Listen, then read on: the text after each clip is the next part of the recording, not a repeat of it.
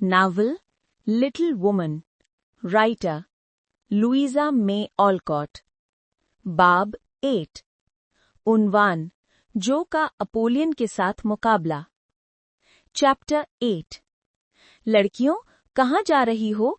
Amy ने पूछा जब वो एक हफ्ते की दोपहर उनके कमरे में आई और उन्हें कुछ इस राजदाराना अंदाज में तैयार होते पाया कि उसकी तजस्सुस और बढ़ गई। पूछने की जरूरत नहीं, छोटी लड़कियों को सवाल नहीं करने चाहिए, जून ने तेजी से जवाब दिया। हम सब जानते हैं कि बचपन में सबसे ज्यादा तकलीफ बात यही होती है कि हमें कहा जाए कि सवाल मत करो, और फिर ये सुनना कि जाओ प्यारी, अभी तुम छोटी हो, ये और भी दिल दुखाने वाली बात होती है।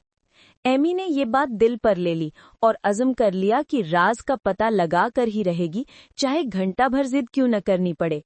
वो मैग की तरफ मुड़ी, जो उसे ज्यादा देर कुछ नहीं टालती थी, और मिन्नत भरे लहजे में बोली, बता दो ना, तुम्हें तो मुझे भी ले जाने देना चाहिए, क्योंकि बेथ अपने पियानो के साथ मसरूफ है और मेरे पास करने को कुछ नहीं, और मैं बहुत उदास हूँ।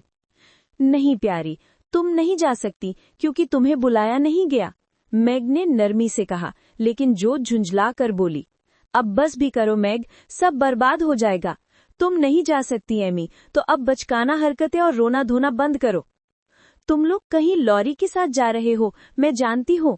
तुम कल रात सोफे पर बैठकर सरगोशियां कर रहे थे और हंस रहे थे, और जैसे ही मैं आई तुम रुक गए। क्या तुम लोग उसके साथ नहीं जा रहे? हाँ जा रहे हैं, अब चुप हो जाओ और तंग मत करो। एमी खामोश हो गई, मगर उसने अपनी आंखें खुली रखीं और देखा कि मैग ने पंखा जेब में डाला। मुझे पता चल गया, तुम लोग थिएटर जा रहे हो, 7 किले देखने, वो पुकार उठी और फिर जिद्दी लहजे में बोली, और मैं भी जाऊंगी, क्योंकि माँ ने कहा था कि मैं देख सकती हूँ, और मेरे पास अपने पुराने कपड़ों के पैसों की बचत है, और ये बहुत बुरा हुआ कि तुमने वक्त पर नहीं बताया। जरा मेरी बात सुनो और अच्छी बच्ची बनो, मैग ने प्यार से कहा। माँ चाहती हैं कि तुम इस हफ्ते ना जाओ, क्योंकि तुम्हारी आंखें अभी इस रोशनी को बर्दाश्त करने के लिए तैयार नहीं हैं। अगले हफ्ते तुम बेथ और हैना के साथ जा सकती हो और खूब मजा करोगी। मुझे तुम्हारे साथ और लॉरी के साथ जाना ज्यादा अच्छा लगता है, प्लीज जाने दो ना। मैं इतनी देर से जुकाम की वजह से बीमार और घर में बंद थी कि अब तो मैं बाहर जाने की खुशी के लिए मर रही हूँ। प्लीज मैग, मैं बहुत अच्छी रहूंगी, एमी ने जितना मजलूम लग सकती थी लगने की कोशिश करते हुए कहा। क्यों ना हम इसे ले जाएं? मुझे नहीं लगता माँ को बुरा लगेगा अगर हम इसे अच्छी तरह लपेट कर ले जाएं, मैग ने सोचते हुए कहा। अगर ये जाएगी तो मैं नहीं जाऊंगी, और अगर मैं नहीं गई तो लॉरी को बुरा लगेगा। ये बहुत बदतमीजी होगी, क्योंकि उसने सिर्फ हमें बुलाया है, और अब एमी को घसीट कर ले जाना मुनासिब नहीं। मुझे तो लगता है उसे खुद भी बुरा लगे कि जहाँ बुलाया नहीं वहाँ जबरदस्ती चली जाए, जो ने चिढ़कर कहा, क्योंकि वो एक चुलबुले बच्चे की निगरानी के झंझट में अपना मजा खराब नहीं करना चाहती थी। जो के लहजे और अंदाज ने एमी को गुस्सा दिलाया, और उसने जूते पहनने शुरू कर दिए और अपने सबसे ज्यादा चिढ़ाने वाले अंदाज में कहा, मैं जरूर जाऊंगी। मैग ने कहा है कि मैं जा सकती हूँ, और अगर मैं अपने पैसों से टिकट लूं तो लॉरी का इससे कोई ताल्लुक नहीं। तुम हमारे साथ नहीं बैठ सकती, क्योंकि हमारी नशिस्तें पहले से मखसूस है, और तुम्हें अकेला भी नहीं बैठने देंगे, तो लॉरी तुम्हें अपनी नशिस्त देगा और हमारा मजा खराब हो जाएगा, या वो तुम्हारे लिए दूसरी नशिस्त लेगा, और ये मुनासिब नहीं, क्योंकि तुम्हें बुलाया ही नहीं। तुम कहीं नहीं जाओगी, यहीं बैठो, जो ने डांटा, पहले से भी ज्यादा चिड़चिड़ी होकर, क्योंकि जल्दी में सुई उंगली में चुभ गई थी। जमीन पर एक जूता पहने बैठी एमी रोने लगी, और मैग उसे समझाने की कोशिश करने लगी। तभी लॉरी नीचे से पुकारा और दोनों लड़कियां जल्दी से नीचे दौड़ी, अपनी बहन को रोते छोड़कर, क्योंकि कभी कभी वो अपनी बड़ी होने वाली आदतें भूल जाती और एक बिगड़ी हुई बच्ची की तरह बर्ताव करती। जैसे ही पार्टी निकलने लगी, एमी ने बांसुरी से धमकियात्मक लहजे में पुकारा, जो मार्च, तुम्हें इसका अफसोस होगा, देख लेना। बेवकूफी की बातें, जो ने दरवाजा जोर से बंद करते हुए जवाब दिया। उनका वक्त शानदार गुजरा, क्योंकि the 7 castles of the diamond lake दिलकश और शानदार मूवी थी जैसा दिल चाहा, लेकिन मजाहिया रंग भरे भूत, चमकती हुई परियां और शानदार शहजादे और शहजादियां होने के बावजूद जो की खुशी में थोड़ी तलखी थी। परियों की मलिका के सुनहरे घुंघरियाले बाल उसे एमी की याद दिलाते और एक्शन के बीच वो सोचकर मजे लेती कि उसकी बहन उसे कैसे अफसोस दिलाने की कोशिश करेगी। वो और एमी अपनी जिंदगी में कई बार दिलचस्प झड़पों में पड़ चुकी थीं, क्योंकि दोनों का मिजाज तेज था और जब गुस्सा आए तो जज्बाती हो जाती। एमी जो को चिढ़ाती और जो एमी को चिढ़ाती, और कभी कभी धमाके भी होते जिन पर बाद में दोनों को शर्म आती। सबसे बड़ी होने के बावजूद जो में सबसे कम जब्त था और अपनी जलती हुई रूह को काबू में रखने की कोशिश में सख्त वक्त गुजारता था। उसका गुस्सा ज्यादा देर तक नहीं रहता, और जब वो आजिज़ी के साथ अपनी गलती तस्लीम करती तो सच्चे दिल से पछताती और बेहतर करने की कोशिश करती। उसकी बहनें कहती कि वो अक्सर जो को गुस्से में देखना पसंद करती हैं, क्योंकि बाद में वो एक फरिश्ता लगती है। पूरी जो सच में अच्छी बनने की कोशिश करती, लेकिन उसकी सच्ची दुश्मन हमेशा उसे चिढ़ाने के लिए तैयार रहती और उसे काबू करने में सालों की सब्र की मेहनत लगी। जब वो घर पहुंची तो पाया कि एमी पार्लर में किताब पढ़ रही थी। वो अंदर आते ही एक जख्मी हवा का तासुर देती और अपनी किताब से नजरें नहीं उठाईं और एक सवाल भी नहीं किया। शायद तजस्सुस गुस्से पर गालिब आता अगर बेथ वहां ना होती ताकि खेल का दिलचस्प हाल सुन सके। अपनी बेहतरीन टोपी रखने जाते हुए जो ने पहली नजर ब्यूरो की तरफ डाली, क्योंकि पिछली लड़ाई में एमी ने अपने जज्बातों को इस तरह समझाया था कि जो का ऊपर वाला दराज उलट दिया था। ताहम सब कुछ अपनी जगह पर था, और मुख्तलिफ अलमारियों, बैग्स और डब्बों पर एक नजर डालने के बाद जो ने फैसला किया कि एमी ने उसकी गलतियों को माफ कर दिया है और भूल गई है। लेकिन जो गलत थी, क्योंकि अगले दिन उसने एक दरियाफ्त की जिसने तूफान बर्पा कर दिया। मैग, बेथ और एमी शाम के आखिरी वक्त में साथ बैठी थी जब जो अचानक कमरे में दाखिल हुई, जोश और सांस फूलती हुई बोली, क्या किसी ने मेरी किताब ली? मैग और बेथ ने फौरन कहा नहीं और हैरानी का इजहार किया। एमी ने आग में घी डाला और कुछ नहीं कहा। जो ने उसका रंग चढ़ता देखा और फौरन उसके पास पहुंची। एमी, तुम्हारे पास है? नहीं, मेरे पास नहीं। तो तुम्हें पता है कहाँ है? नहीं, मुझे नहीं पता। ये झूठ है, जो ने उसके कंधों से पकड़कर कहा और इतनी सख्ती से देखा कि कोई भी बहादुर बच्ची डर जाए। नहीं, मेरे पास नहीं है, ना मुझे पता है और मुझे परवाह भी नहीं। तुम्हें कुछ मालूम है और बेहतर है फौरन बताओ, वरना मैं तुम्हें मजबूर कर दूंगी। और जो ने उसे हल्की सी झटकी दी। जितनी मर्जी डांट लो, तुम अपनी बेवकूफ पुरानी किताब दोबारा कभी नहीं देखोगी। एमी ने भी जोश में आकर कहा। क्यों नहीं, मैंने उसे जला दिया। क्या? मेरी छोटी किताब जिससे मैं इतनी मोहब्बत करती थी, जिस पर मैंने मेहनत की थी और जो मैंने वालिद के घर आने से पहले मुकम्मल करने का इरादा किया था, क्या तुमने वाकई उसे जला दिया? जो ने कहा, बहुत पीले पड़ते हुए। उसकी आंखें गुस्से से चमकने लगीं और उसके हाथों की गिरफ्त एमी पर सख्त हो गई। हाँ, मैंने जला दी। मैंने तुमसे कहा था कि कल की तरह चिड़चिड़ी होने की मैं तुम्हें जरूर सजा दूंगी, और मैंने दे दी। तो एमी आगे कुछ नहीं कह सकी, क्योंकि जो का तेज मिजाज बेकाबू हो गया और उसने एमी को जोर का झटका दिया कि उसके दांत कांपने लगे और गुस्से और रंजत के जज्बात में चीखकर बोली, तुम शैतानी लड़की, मैं इसे दोबारा कभी नहीं लिख सकती और मैं तुम्हें जिंदगी भर कभी माफ नहीं करूंगी। मैग एमी को बचाने के लिए दौड़ी और बेथ जो को पुरसुकून करने के लिए, लेकिन जो बिल्कुल खुद पर काबू न पा सकी और अपनी बहन के कान पर आखिरी थप्पड़ मारकर कमरे से बाहर दौड़कर ऊपर वाले सोफे तक पहुंची और अपनी लड़ाई अकेले ही खत्म की। नीचे का तूफान खत्म हो गया क्योंकि मिसेज मार्च घर आईं और कहानी सुनकर एमी को एहसास दिलाया कि उसने अपनी बहन के साथ क्या गलत किया। जो की किताब उसके दिल का फख्र थी और खानदान के नजदीक ये एक अदबी सलाहियत की शुरुआत थी जिसमें बहुत उम्मीदें वाबस्ता थीं। ये महज 6 छोटी परियों की कहानियां थीं, लेकिन जो ने उन पर सब्र के साथ मेहनत की, अपना पूरा दिल इस काम में डाल दिया और उम्मीद की कि कुछ अच्छा बन जाए जिसे शाया किया जा सके। उसने उन्हें बड़ी मेहनत से नकल किया था और पुरानी मसूदा को तबाह कर दिया था, तो एमी की आग ने कई साल की मोहब्बत भरी मेहनत को जला दिया था। दूसरों के लिए ये मामूली नुकसान लगता, लेकिन जो के लिए ये एक वहशतनाक आफत थी और उसे लगा कि इसे कभी पूरा नहीं किया जा सकता। बेथ ने उस पर रंज जाहिर किया जैसे कि वो अपनी गुमशुदा बिल्ली के लिए मातम कर रही हो, और मैग ने अपनी पसंदीदा को बचाने से इनकार कर दिया। मिसेज मार्च संजीदा और परेशान लगी और एमी ने महसूस किया कि कोई भी उसे मोहब्बत नहीं करेगा जब तक वो इस अमल की माफी ना मांग ले जिस पर उसे अब सबसे ज्यादा अफसोस है। जब चाय की घंटी बजी तो जो इतनी संजीदा और दस्तरस से बाहर नजर आईं कि एमी की हिम्मत ही ना रही कि नरमी से बोल सके। बराए मेहरबानी मुझे माफ कर दो जो, मैं वाकई बहुत बहुत अफसोस करती हूँ। मैं तुम्हें कभी माफ नहीं करूंगी, जो का सख्त जवाब था, और उस लम्हे से उसने एमी को बिल्कुल नजरअंदाज कर दिया। किसी ने भी इस बड़े मसले का जिक्र नहीं किया, हत्ता कि मिसेज मार्श ने भी, क्योंकि सबने तजर्बे से सीखा था कि जब जो इस मिजाज में हो तो अल्फाज जाया होते हैं, और सबसे बेहतर रास्ता यही है कि किसी छोटे हादसे या उसकी फयाज नेत्रत के नर्म होने का इंतजार करे जो के गुस्से को कम कर दे और ताल्लुक दुरुस्त करे।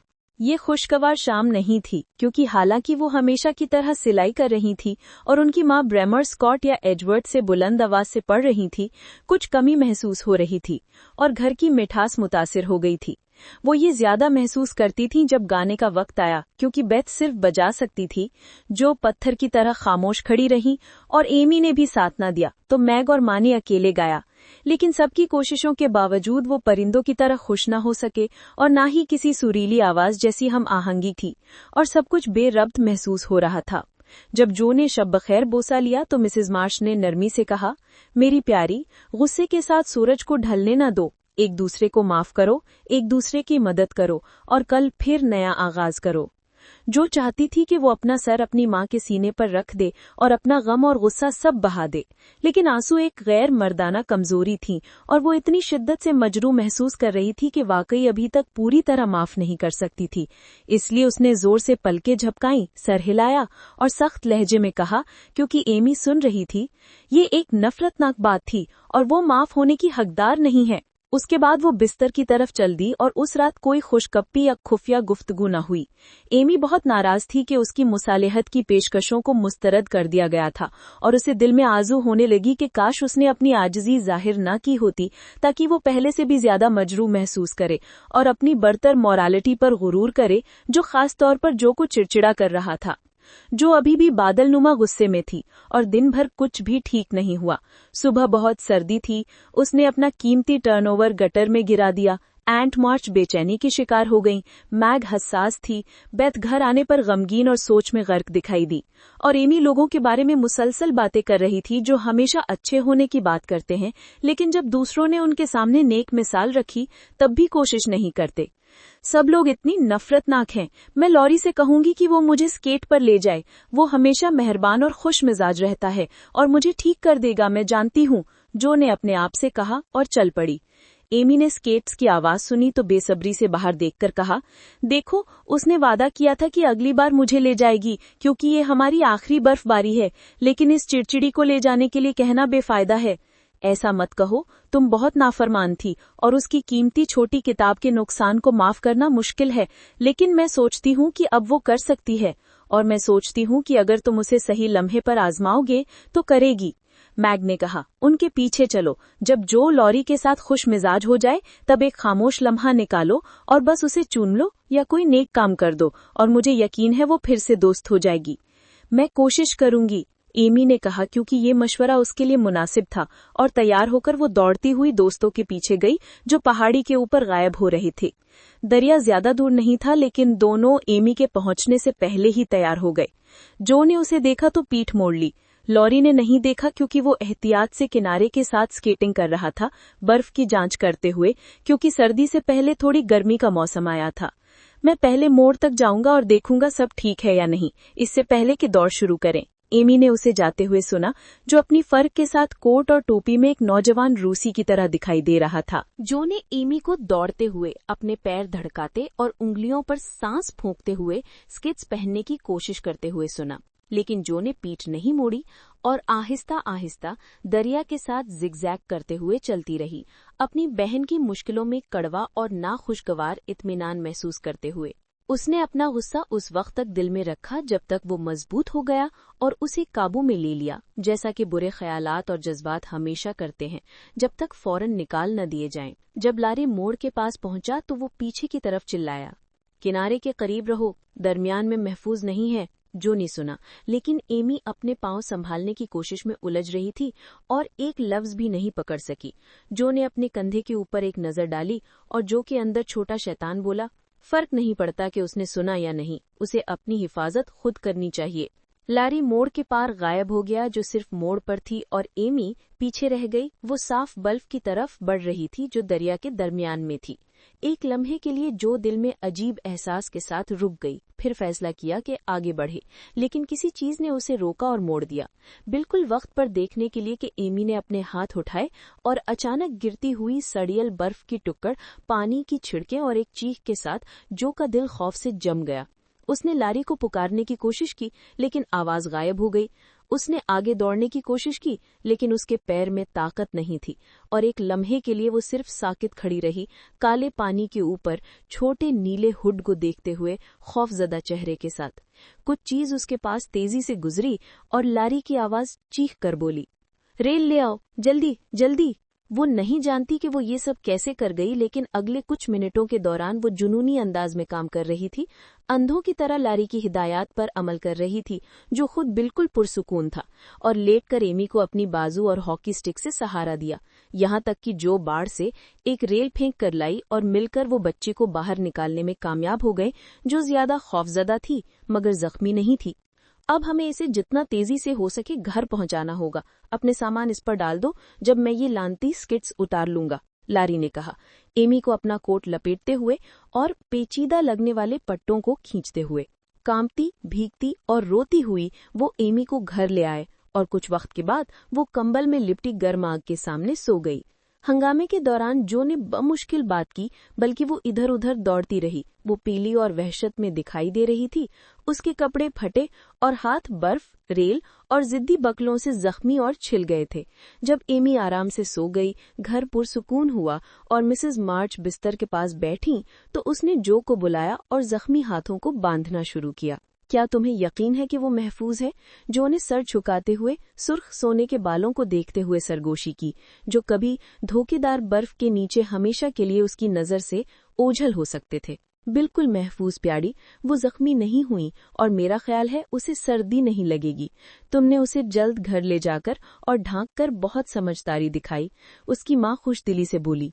लारी ने सब कुछ किया, मैंने सिर्फ उसे जाने दिया। माँ, अगर वो मर गई तो ये मेरी गलती होगी।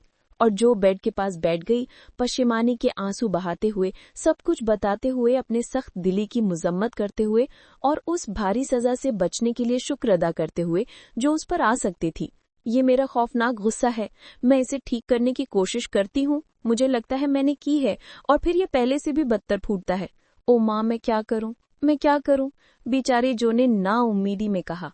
ध्यान दो और दुआ करो प्यारी, कोशिश करने से कभी न थको, और कभी ये न सोचो कि अपनी गलती पर काबू पाना नामुमकिन है, मिसेस मार्ज ने कहा, जो के परेशान बालों को अपने कंधे पर लेते हुए गीली गुना पर इतनी नरमी से बोसा दिया कि जो और ज्यादा रोने लगी।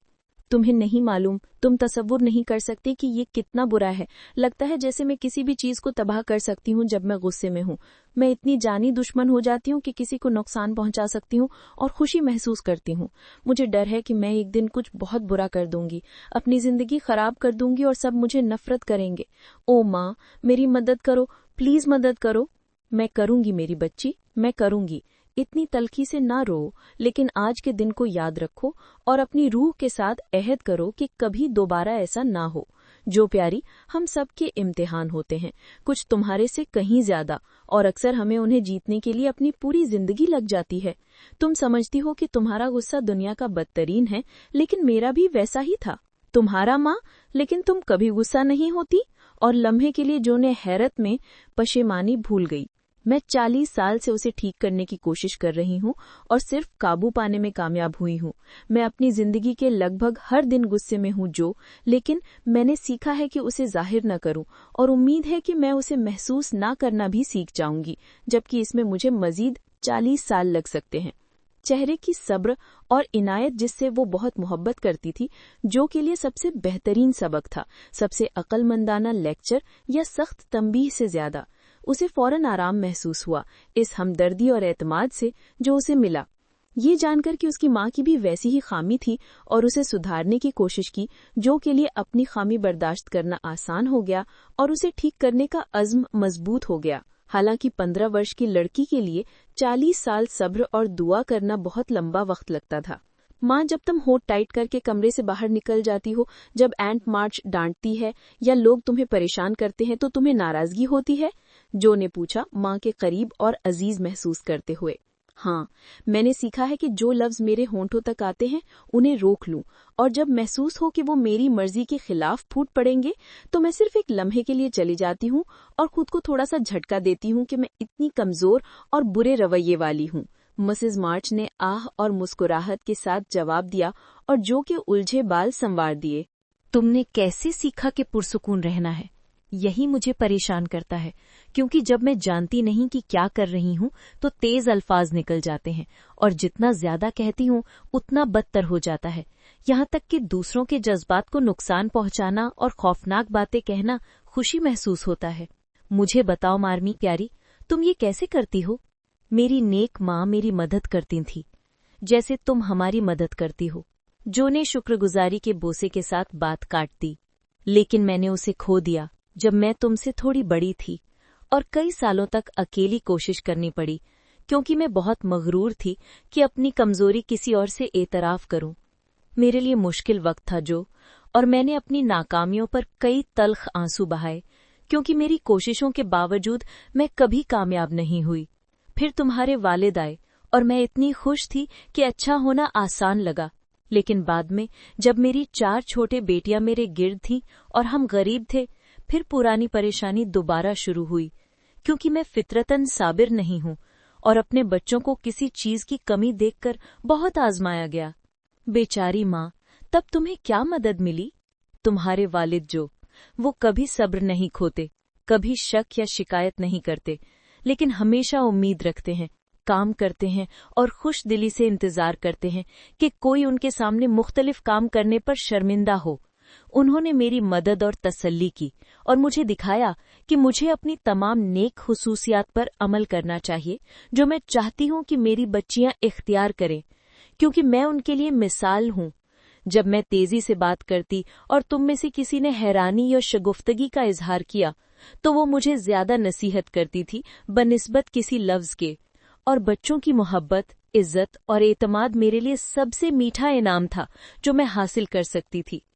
ओ माँ, अगर मैं कभी आप जैसी आधी भी अच्छी हो जाऊं तो मैं मुतमईन हो जाऊंगी। जो ने बहुत मुतासिर होकर कहा, मैं उम्मीद करती हूँ कि तुम कहीं ज्यादा अच्छी हो जाओगी प्याली, लेकिन तुम्हें अपनी दिल की दुश्मन पर नजर रखनी होगी, जैसा कि तुम्हारे वालिद कहते हैं, वरना ये तुम्हारी जिंदगी को उदास कर सकती है अगर बर्बाद ना करे। तुम्हें एक इंतबाह मिल चुका है, इसे याद रखो और पूरी जान और दिल से कोशिश करो कि इस तेज मिजाज पर काबू पालो, इससे पहले कि ये तुम्हें आज से ज्यादा दुख और पशीमनी दे। मैं कोशिश करूंगी माँ, वाकई करूंगी, लेकिन आपको मेरी मदद करनी होगी, मुझे याद दिलाना होगा और मुझे झिंझलाहट से रोकना होगा। मैंने देखा था कि कभी कभी वालिद अपनी उंगली होंठों पर रखते और आपकी तरफ बहुत मेहरबान मगर संजीदा चेहरे से देखते, और आप हमेशा होंठ चुप करके चली जाती। क्या वो उस वक्त आपको याद दिला रहे थे? जो ने नर्म आवाज में पूछा। हाँ, मैंने उनसे मदद मांगी थी और वो कभी नहीं भूले, बल्कि उस छोटे इशारे और मेहरबान नजर से मुझे कई तल्ख अल्फाजों से बचा लिया। जो ने देखा कि उसकी माँ की आंखें नम हो गई और होंठ लरस गए जब वो बोली, और उसे डर लगा कि कहीं उसने ज्यादा ना कह दिया हो, तो वो परेशानी से सरगोशी कर रही थी। क्या ये गलत था कि मैं आप पर नजर रखूं और इसके बारे में बात करूं? मेरा मकसद बदतमीजी नहीं था, लेकिन आपसे सब कुछ कहना इतना सुकून दे है और यहाँ इतनी महफूज और खुशी महसूस होता है। मेरी जो, तुम अपनी माँ से कुछ भी कह सकती हो, क्योंकि ये मेरी सबसे बड़ी खुशी और फख्र है कि मेरी बच्चियां मुझ पर एतमाद करती हैं और जानती हैं कि मैं तुम्हें कितना चाहती हूँ। मैंने सोचा कि मैंने आपको दुख पहुंचाया होगा। नहीं प्यारी, लेकिन वालिद की बात याद करने से मुझे याद आया कि मैं उन्हें कितना याद करती हूँ और मैं उन पर कितना फख्र करती हूँ, और मैं कितनी वफादारी से अपनी छोटी बच्चियों का ख्याल रखूं ताकि वो उनके लिए महफूज और अच्छी रहें। फिर भी आपने कहा कि वो जाएं माँ, और जब वो गए तो आपने रोया नहीं? और अब कभी शिकायत नहीं करती? या ऐसा नहीं लगता कि आपको किसी मदद की जरूरत है? जो ने हैरानी से कहा, मैंने अपने प्यारे मुल्क को अपनी बेहतरीन चीज दी और अपने आंसू तब तक रोक लिए जब तक वो नहीं गए। मुझे क्यों शिकायत करनी चाहिए जब हम दोनों ने बस अपना कर्तव्य अदा किया और आखिर में यकीनन खुश होंगे। अगर मैं मदद की मोहताज न लगूं तो वो इसलिए कि मेरे पास एक बेहतर दोस्त है, वालिद से भी बेहतर, जो मुझे तसल्ली और सहारा देता है। मेरी बच्ची, तुम्हारी जिंदगी के मसले और आजमाइश अभी शुरू हैं और बहुत हो सकती हैं, लेकिन अगर तुम अपने आसमानी वालिद की ताकत और मोहब्बत को महसूस करना सीख लो जैसे तुम अपने जमीनी वालिद की महसूस करती हो, तो तुम सब पर काबू पा सकती हो। जितना तुम उसे मोहब्बत और एतमाद करोगी उतना ही तुम करीब महसूस करोगी और इंसानी ताकत और हिकमत पर कम इन्हिसार करोगी। उसकी मोहब्बत और हिफाजत कभी थकती या बदलती नहीं, ये तुमसे कभी छीनी नहीं जा सकती, बल्कि ये जिंदगी भर के सुकून, खुशी और ताकत का जरिया बन सकती है। इस पर पूरे दिल से यकीन रखो और अपने छोटे छोटे गम, उम्मीद, गुनाह और दुख खुदा के पास इतने आजाद और पुरएतमाद लेकर जाओ जितने तुम अपनी माँ के पास आती हो। जो का सिर्फ यही जवाब था कि वो अपनी माँ को करीब से पकड़ लेती, और उसके बाद जो खामोशी थी उसमें उसकी सबसे मुखलिस दुआ बिना लफ्ज के उसके दिल में रह गई, क्योंकि उस उदास मगर खुशगवार मरहले में उसने न सिर्फ पशीमनी और मायूसी का कड़वापन सीखा, बल्कि खुद पर काबू पाने और खुद से इनकार की मिठास भी सीख ली। और अपनी माँ के हाथ की रहनुमाई में वो उस दोस्त के करीब हो गई जो हर बच्चे को हमेशा ऐसी मोहब्बत से खुशामदीद कहता है, जो किसी भी वालिद से ज्यादा मजबूत और किसी भी माँ से ज्यादा नरमी से होता है। एमी सो रही थी और आह भरी, और जैसे फौरन अपनी गलती दुरुस्त करने की ख्वाहिश में जो ने ऊपर देखा, उसके चेहरे पर एक ऐसा इजहार था जो पहले कभी नहीं था। मैंने अपने गुस्से को सूरज गुरूब होने दिया, मैं उसे माफ नहीं करती, और आज अगर लॉरी ना होता तो बहुत देर हो सकती थी। मैं इतनी बुरा कैसे हो सकती हूँ? जो ने आधी आवाज में कहा और अपनी बहन के बालों को नर्म हाथ से सहलाते हुए जो तकिए पर बिखरे हुए थे। ऐसा लग रहा था कि एमी ने सुना। वो अपनी आंखें खोल के बाजू फैलाए और एक मुस्कुराहट के साथ जो सीधे जो के दिल में जा पहुंचा। दोनों ने एक भी लफ्ज नहीं कहा, लेकिन एक दूसरे को प्यार से गले लगाया, कंबल के बावजूद, और सब कुछ एक पुरखुलूस बोसे में माफ और भुला दिया गया।